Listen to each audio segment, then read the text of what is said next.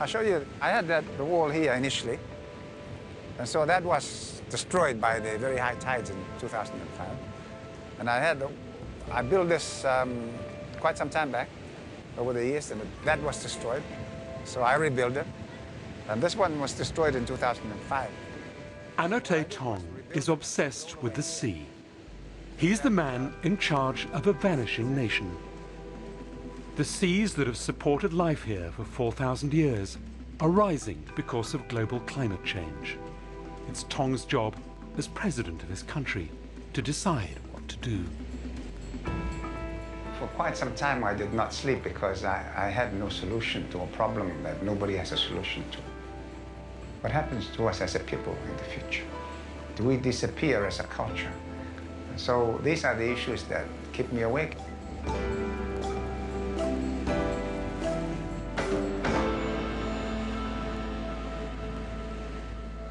Tong must decide the fate of his people. Should they stay and fight or evacuate their island home? Tong's nation is called Kiribati, 33 atoll islands stretching across the Pacific Ocean.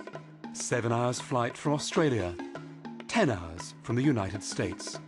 They are strips of land on the edge of the world, so low that from the water they seem to vanish against the blue sea.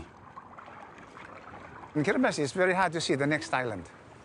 10 kilometers out or even 15 kilometers out, you can no longer see land. So how we located is we use the reflection from the clouds. So that's how we navigate. Over there is Mayana, the next most immediate, which is my island. So that's where I go fishing when I go trolling. During an evening spent at his family home on the island of Tarawa, the country's capital, Tong admits he has little time to fish these days. He was first elected president in 2003. Since then, he's spent much of his time sounding the alarm internationally that his country is disappearing. Already we have whole villages being washed out.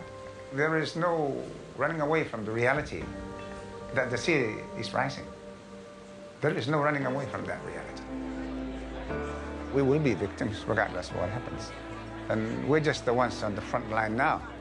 And I think the point is, if nothing is done, then other countries and other people will be next on the front line.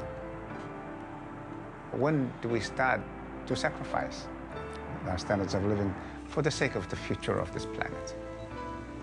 The biggest challenge that I want to throw is, what are you going to do about the people that have become victims? This represents the single biggest moral challenge to humankind.